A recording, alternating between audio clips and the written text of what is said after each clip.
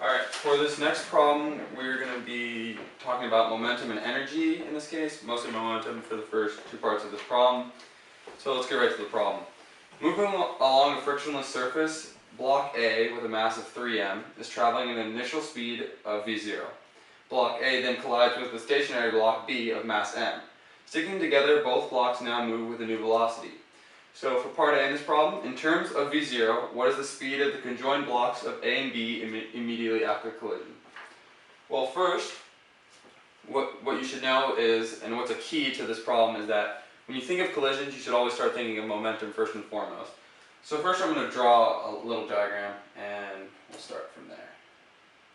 So this will be block A, let's just label that A, and this is going to be 3m, and then this over here is block B,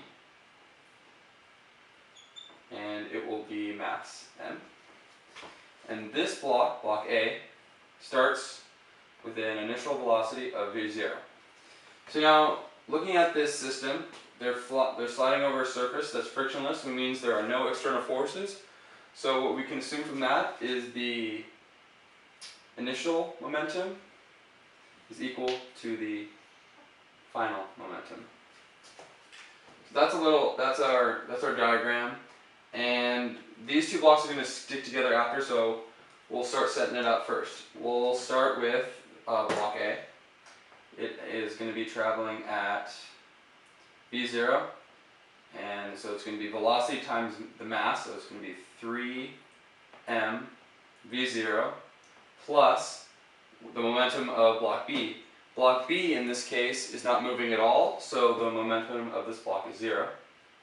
Now the final momentum, because it's a perfectly inelastic collision, which means that momentum is conserved, block B and A, the masses are going to be conjoined at this point and they're going to be moving with the same velocity.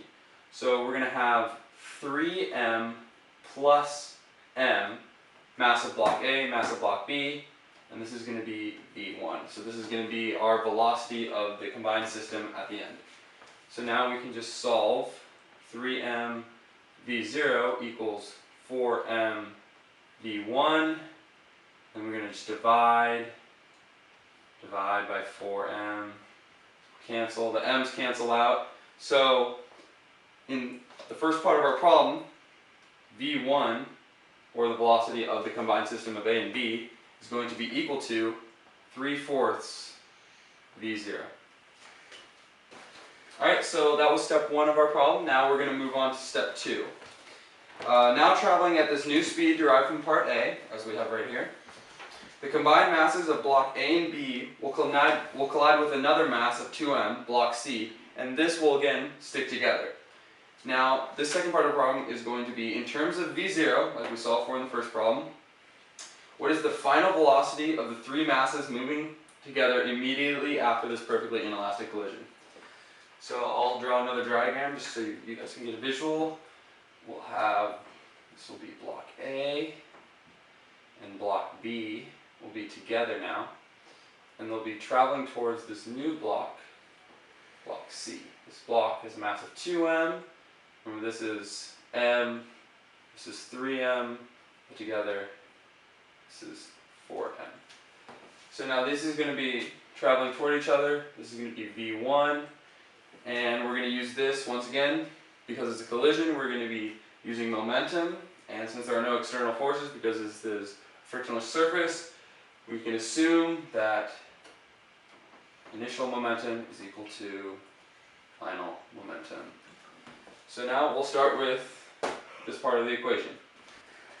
Alright, so we have a mass of 4m for this first system, A and B together, and this is going to be v1, but we can just sub in v1 because we already know it, so it's going to be 3/4 v0 in this case. And since we're solving in terms of v0 for this problem, now we have to add the momentum of block C, but because block C is not moving initially, it has no initial momentum, so therefore we add 0. And this is equal to, now the final system all moving together is 1, so it'll be 4m plus 2m is equal to, times V2.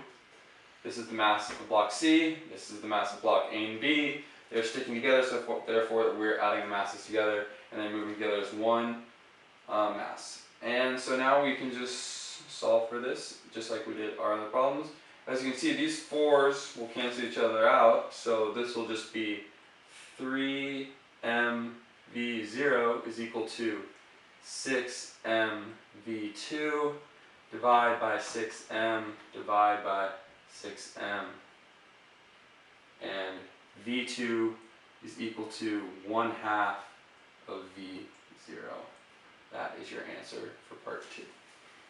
So now, for the third part of our problem, it says, at this point, the system now begins to slide over a surface, over a frictionless, a surface that has friction, and comes to a stop after traveling a distance x. We're going to find the coefficient of static friction on the surface in terms of x, g, and v0.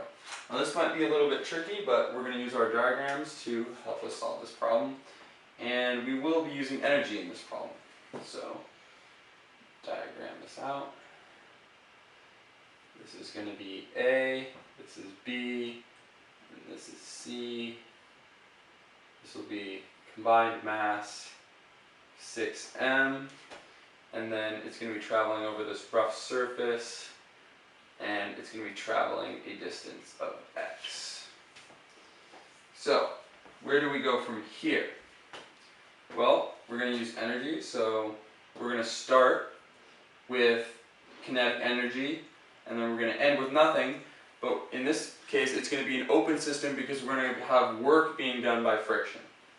So we're going to start off with some of the potential energies initial plus some of the initial kinetic energies plus work done by friction is equal to some of the final potential energies plus some of the final kinetic energies. So our initial potential is 0. We don't have any potential energy to start. Our initial kinetic is 1/2, in this case it's 6m of the entire system, 6m, and we're going to use our velocity that we just derived from that second part. We're going to use v2 squared plus work done by friction is equal to 0 because there's no potential and no kinetic when the blocks all come to rest.